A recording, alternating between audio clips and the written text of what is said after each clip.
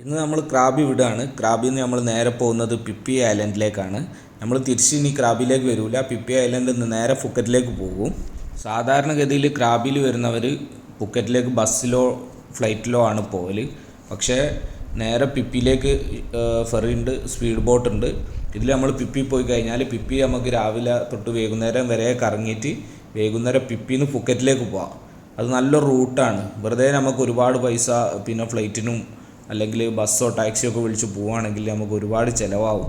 പിന്നെ സാധാരണ ഫുക്കറ്റിൽ വരുന്നവരും ക്രാബിൽ വരുന്നവരൊക്കെ ഈ പിപ്പി ഐലൻഡ് കാണാൻ വേണ്ടി എന്തായാലും പോകലുണ്ട്, മിക്ക ആൾക്കാരും പോകലുണ്ട്. പിന്നെ തിരിച്ച് അവർ പിപ്പിയിലേക്കോ ക്രാബിലേക്കോ ആണ് പോവുക. പക്ഷേ നമ്മൾ ഏതെങ്കിലും പുക്കറ്റിൽ വരുന്നവർ പുക്കറ്റ് ഫുള്ള് കണ്ട് തീർത്തതിന് ശേഷം പിപ്പിയിൽ വന്നിട്ട് ക്രാബിലേക്ക് പോവുകയാണെങ്കിൽ അത് നല്ല റൂട്ടാണ്.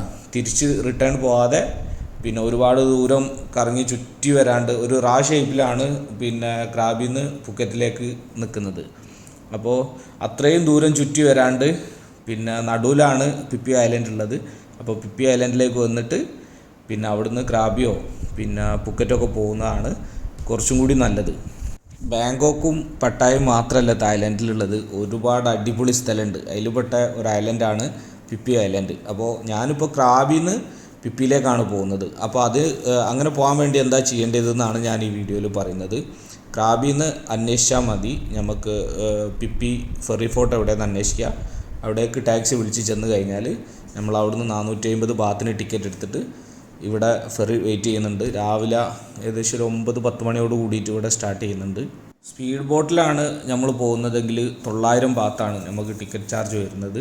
അതിൽ റിട്ടേൺ ഇല്ല എന്നാണ് തോന്നുന്നത്, വൺ സൈഡാണ്. പക്ഷേ റിട്ടേൺ ഇല്ലെങ്കിലും കുഴപ്പമില്ല. 450 ബാത്തിന് നമ്മൾ പിപ്പിയും പിപ്പിയിൽ നിന്ന് 400 ബാത്തിന് നമുക്ക് പുക്കറ്റും, ടോട്ടൽ 850 ബാത്തിന് നമുക്ക് ക്രാബിൽ നിന്ന് പുക്കറ്റിലേക്ക് എത്താം. നമുക്ക് പിപ്പി ഐലൻഡ് കാണുകയും ചെയ്യാം.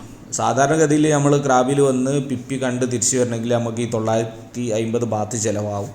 പിന്നെ എക്സ്ട്രാ പുക്കറ്റിലേക്ക് പോകണമെങ്കിൽ നമ്മൾ ടാക്സി ചാർജോ അല്ലെങ്കിൽ ബസ് ചാർജോ ഒക്കെ എക്സ്ട്രാ കൊടുക്കേണ്ടി വരും. പക്ഷേ നമുക്ക് ഒരുപാട് സമയവും പൈസയും ലാഭമാണ് ഞാൻ ഈ പറഞ്ഞ റൂട്ട് അനുസരിച്ചിട്ട് പോവുകയാണെങ്കിൽ. പിന്നെ അടിപൊളി ഭയങ്കര ബ്യൂട്ടിഫുൾ യാത്രയാണ്. അപ്പോൾ ഞാൻ ഈ ഷിപ്പിൻ്റെ മുകളിൽ നിൽക്കുമ്പോൾ, ഈ ഫെറിൻ്റെ മുകളിൽ നിൽക്കുമ്പോൾ തന്നെ കണ്ടാൽ മനസ്സിലാവും നല്ല ബ്യൂട്ടിഫുൾ പിന്നെ ബീച്ചാണ്. കടലിലൂടെയുള്ള യാത്ര അടിപൊളിയാണ്. പിന്നെ ഫെറിൻ്റെ ഉള്ളിൽ എയർപോർട്ടിലൊക്കെ ഉള്ളതുപോലെ തന്നെ ഫുഡിനൊക്കെ കുറച്ച് പൈസ അധികമാണ്.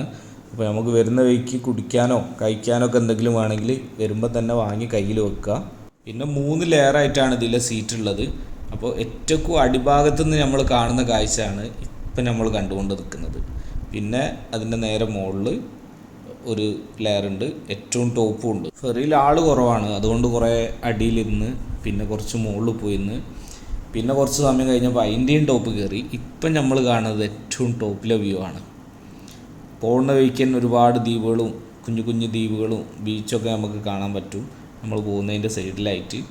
പിന്നെ ടൂറിസ്റ്റിൽ അധികം ആൾക്കാരും ഷിപ്പിലിറങ്ങി ഇതിൻ്റെ പല ഭാഗത്ത് നിന്നിട്ടും കാണുന്നതിനൊന്നും യാതൊരു കുഴപ്പമില്ല. അതുകൊണ്ട് എല്ലാവരും പിന്നെ ഈ സൈഡിലൂടെയൊക്കെ വന്ന് ഫ്രണ്ട് പോയി നിൽക്കുന്നുണ്ട്, ബാക്കിൽ നിൽക്കുന്നുണ്ട്, ഇഷ്ടമുള്ള സ്ഥലത്തൊക്കെ നിന്നിട്ട് കാണുന്നുണ്ട്. സാധാരണഗതിയിൽ ഷിപ്പിലൊക്കെ കയറി കഴിഞ്ഞാൽ നല്ല ഛർദ്ദിക്കലുണ്ട്.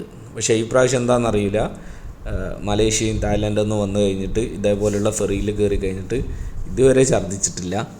പിന്നെ സാധാരണഗതിയിൽ ബോട്ട് കയറി കഴിഞ്ഞാൽ ലൈഫ് ജാക്കറ്റ് നിർബന്ധമാണ്. മിക്ക ബോട്ടിലും ഞാൻ കയറിയെടുത്തോണം ജാക്കറ്റ് ഇട്ടിട്ടാണ് പോകുന്നത്. പിന്നെ വലിയ ഷിപ്പിലും ഒക്കെയാണ് ജാക്കറ്റ് ഇല്ലാണ്ട് പോയത്. പക്ഷേ ഇതിൻ്റെ അകത്ത് എന്താണെന്ന് അറിയില്ല, ആരും അങ്ങനെ ജാക്കറ്റൊന്നും എടുത്തില്ല.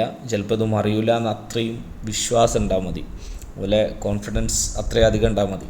അതുകൊണ്ട് തന്നെ ലൈഫ് ജാക്കറ്റ് ഇടാൻ വേണ്ടി ഇതിൽ ആരും നമ്മളെ നിർബന്ധിക്കില്ല. പിന്നെ സാധനം സീറ്റിലും ആ സൈഡിലൊക്കെ ഇങ്ങനെ തൂക്കിയിട്ടുണ്ട്, നമുക്ക് വേണമെങ്കിൽ എടുത്ത് ധരിക്കാമെന്ന് മാത്രം ഒരു ധൈര്യത്തിന്. സേഫായിട്ടുള്ളത് ജാക്കറ്റൊക്കെ ഇട്ടിട്ടുള്ള യാത്രയാണ്. എന്തെങ്കിലും പറ്റിക്കഴിഞ്ഞാലും മുങ്ങിപ്പോയാലും പൊങ്ങിക്കെടുക്കും.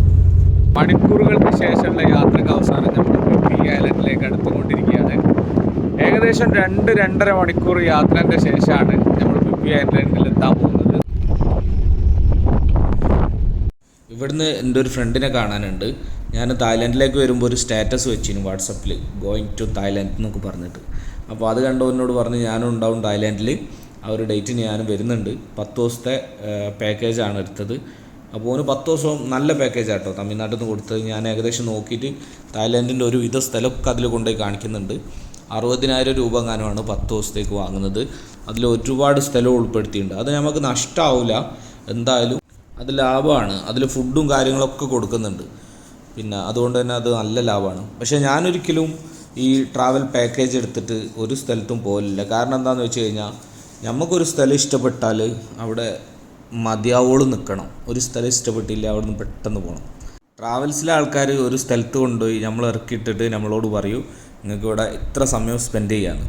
അപ്പോൾ നമുക്ക് ഇഷ്ടപ്പെട്ട അടിപൊളി സ്ഥലങ്ങളൊക്കെ ആണെങ്കിൽ പെട്ടെന്ന് തന്നെ പോകണമല്ലോ, സമയമല്ലല്ലോ എന്നൊക്കെ വിചാരിച്ചിട്ട് നമ്മൾ പെട്ടെന്ന് തന്നെ തിരിക്കേണ്ടി വരും. നമുക്കൊരു സംതൃപ്തി ഉണ്ടാവില്ല. കുറച്ചും കൂടി നിൽക്കണമെന്ന് വിചാരിച്ചാലും നിൽക്കാൻ കഴിയില്ല. കാരണം നമ്മൾ ഒരു 10 മിനിറ്റ് ലേറ്റ് ആയാൽ നമ്മൾ കൂടെ ഉള്ള 50 ആളും ആ 10 മിനിറ്റ് നമ്മളെയും കാത്തിക്കണം. അപ്പോൾ ഓല് പറഞ്ഞ സമയത്ത് തന്നെ നമ്മൾ വേഗം ഫുഡൊക്കെ കഴിച്ച് ഒന്ന് എന്താ പറയുക ജസ്റ്റ് എല്ലായിടത്തും ഒന്ന് ഇങ്ങനെ കണ്ട് പെട്ടെന്ന് തന്നെ ഓലപ്പുറത്താൻ വേണ്ടി എന്ത് ചെയ്യും നമ്മൾ പോവും. അപ്പോൾ ഒരു പൂർണ്ണമായിട്ട് ഒരു ആസ്വദിക്കാൻ പറ്റില്ല. അതുകൊണ്ട് തന്നെ ഞാൻ ഒരിക്കലും പാക്കേജ് എടുക്കലില്ല, ഓരോപ്പുറം പോലില്ല. എനിക്ക് കണ്ണ് നിറച്ചും ഉറങ്ങണം, വയറ് നിറച്ചും ഫുഡും കഴിക്കണം. എന്നിട്ട് ഇഷ്ടത്തിനനുസരിച്ചിട്ട് മെല്ലെ ഒക്കെ കണ്ട് യാത്ര ചെയ്യണം. അതുകൊണ്ട് തന്നെ ഞാൻ പാക്കേജ് ഒന്നും എടുക്കില്ല. സ്വന്തമായിട്ട് വിസ എടുക്കുക, എന്നിട്ട് ഗൂഗിൾ ചെയ്തിട്ട് ടൂറിസ്റ്റ് ഇൻഫർമേഷനൊക്കെ കളക്ട് ചെയ്യൂ. അല്ലെ ടൂറിസ്റ്റ് ഇൻഫർമേഷൻ സെൻറ്ററിൽ നിന്ന് കിട്ടുന്ന വിവരങ്ങളൊക്കെ നോക്കിയിട്ടാണ് നമ്മുടെ യാത്ര. അപ്പോൾ നമ്മൾ പിപ്പി ഐലൻഡിൽ നമ്മളെ ഫെറി അടുപ്പിച്ചിട്ടുണ്ട്. അപ്പോൾ ഇപ്പം തന്നെ താഴത്തുള്ളവരൊക്കെ ക്യൂ ആയിട്ട് നിൽക്കുന്നുണ്ടാവും പുറത്തേക്ക് ഇറങ്ങാൻ വേണ്ടിയിട്ട്. ഇതാണ് നമ്മുടെ വന്ന ഷിപ്പിൻ്റെ ക്യാപ്റ്റൻ, എന്താ പറയൽ, ഷിപ്പ് ഓടിക്കുന്ന ആൾക്ക് കപ്പിത്താൻ എന്ന് പറഞ്ഞാൽ കപ്പൽ ഓടിക്കുന്നതാണെന്ന് തോന്നുന്നില്ലേ, എന്തെങ്കിലും ആട്ടെ. പിന്നെ ഈ ഒരു ചെറിയ ഇടവേലോടുകൂടി നമ്മൾ മുന്നോട്ട് നീങ്ങുക. കാരണം ബാക്ക് ഭാഗത്തൂടാണ് നമുക്ക് പുറത്തേക്ക് ഇറങ്ങാൻ പറ്റുക. പിന്നെ ഒരുപാട് ആൾ പുറത്തേക്ക് ചൂണ്ടി എന്തൊക്കെയോ പറയുന്നുണ്ട് അവരുടെ ഭാഷയിൽ. ഇവരൊക്കെ ചിലപ്പോൾ പുറത്തേക്ക് ഇറങ്ങുന്ന പോലെ തിരക്ക് തീരാൻ വേണ്ടി കാത്തു കഴിക്കും. തിരക്കൊക്കെ തീർന്നിട്ട് സാവധാനത്തിൽ ഇറങ്ങാമെന്ന് വിചാരിച്ചിട്ട് കാത്തു നിൽക്കുന്നവരാവാം. അങ്ങനെ ഇന്ത്യയിൽ നിന്നും ഞാൻ മാത്രമാണോ ഈ ബോട്ടിലുള്ളത് എന്ന് സംശയിക്കുന്നുണ്ട്. കാരണം വേറെ ആരെയും ഞാൻ ഇന്ത്യക്കാരൊന്നും ഈ ബോട്ടിൽ വെച്ച് കണ്ടിട്ടില്ല. പിന്നെ നമ്മളെ ഇന്ത്യയിലാണെങ്കിൽ ഇങ്ങനെ ഇത്ര ഇതുണ്ടാവില്ല, നല്ല തിക്കും തിരക്കും ഉണ്ടാവും. ഇങ്ങനെ ക്യൂ ആയി ലൈനായിട്ട് സാവധാനത്തിലൊന്നും പോകാൻ പറ്റില്ല. കാരണം അത്രയും സമയം ബോട്ടിൽ നിന്നവരൊക്കെ ഈ ബോട്ട് തുറക്കുന്ന സമയത്തുണ്ട് ഇറങ്ങിയൊരു ഓട്ടം അല്ലേ, തിക്കി തിരക്കി. ഇവിടെ അങ്ങനെയൊന്നുമില്ല. ഇവിടെ വളരെ പതുക്കെ കുറച്ച് ആൾക്കാർ മെല്ലെ അങ്ങനെ ഇറങ്ങിക്കൊണ്ട് നിൽക്കുകയാണ്. ആർക്കും പ്രത്യേകിച്ച് തിരക്കൊന്നുമില്ല. സ്ഥലങ്ങളൊക്കെ കണ്ട് ആസ്വദിക്കാൻ വേണ്ടി വന്നവരാണ്, ജോലിക്കൊന്നും പോകുന്ന പോലെ അല്ല. ചിലപ്പോൾ അതുകൊണ്ടൊക്കെ ആയിരിക്കും ഇവർക്ക് വലിയ തിരക്കൊന്നുമില്ല. പിന്നെ നമ്മൾ വരുമ്പം കണ്ട ആ 3 ചേട്ടന്മാർ ആളുകൾ ഇറങ്ങി പോകുന്നതും ഷിപ്പിലേക്ക് തിരിച്ചു വരുന്നതും നോക്കി അവിടെ തന്നെ നിൽക്കുകയാണ്. പുറത്തേക്ക് ഇറങ്ങാനുള്ള പരിപാടിയൊന്നും ഇല്ലേ, അല്ലെങ്കിൽ എല്ലാവരും ഇറങ്ങി കഴിഞ്ഞിട്ട് സാവധാനം ഇറങ്ങാമെന്ന് വിചാരിച്ചൊക്കെയായിരിക്കും. അങ്ങനെ നമ്മൾ പിപ്പി ഐലൻഡ് നമ്മുടെ തൊട്ട് മുമ്പിലായിട്ട് നിൽക്കുന്നുണ്ട്. നല്ല വെയിലാണ്, നല്ല ചൂടുമുണ്ട്. ബോട്ടിൽ നിന്ന് AC പുറത്തിറങ്ങിയത് കൊണ്ടാണെന്ന് അറിയില്ല, ഭയങ്കരമായിട്ട് ചൂട് അനുഭവപ്പെടുന്നുണ്ട്. പിന്നെ ഇവരിപ്പോൾ ഷിപ്പിലേക്കുള്ള ഡ്രിങ്ക്സും കാര്യങ്ങളൊക്കെ കൊണ്ടുപോവാണ്. പിന്നെ ഇവരൊക്കെ വെയിൽ നിന്നിട്ട് പ്ലാൻ ചെയ്യുകയാണോ ഇനി എന്താണ് ചെയ്യേണ്ടതെന്ന്, അല്ലെങ്കിൽ കൂടുള്ളവരെ കാത്തു നിൽക്കുകയാണോ, അല്ലെങ്കിൽ ഗൈഡിൻ്റെ നിർദ്ദേശങ്ങൾ കേൾക്കുകയാണോ, ഒന്നും മനസ്സിലാകുന്നില്ല. ഏതായാലും നമുക്ക് ഈ സൈഡിലൂടെ മെല്ലെ മുന്നോട്ട് നീങ്ങാം. പിന്നെ നമുക്കും ടൂറിസ്റ്റ് ഇൻഫർമേഷൻ കളക്ട് ചെയ്യണം. ഇവിടെ ഇൻഫർമേഷൻ സെൻറ്റർ ഉണ്ടോ നോക്കണം. ഇതാണ് നമ്മൾ വന്ന ഫെറി. നല്ല രസമുണ്ടല്ലേ, പുറത്തുനിന്ന് കാണാൻ അടിപൊളി ഫെറിയാണ്. നല്ല യാത്രയാണ്, ക്ഷീണവുമില്ല. അങ്ങനെ ഓരോരുത്തരായിട്ട് വന്നുകൊണ്ടിരിക്കുന്നുണ്ട്. അപ്പോൾ ഈ എപ്പിസോഡിൽ ഇത്രേ ഉള്ളൂ. പിപ്പിയിലെ വിശേഷങ്ങളൊക്കെ നമുക്ക് അടുത്ത എപ്പിസോഡിലിടാം. അപ്പോൾ എല്ലാവരും നമ്മൾ അടുത്ത എപ്പിസോഡും കാണുക.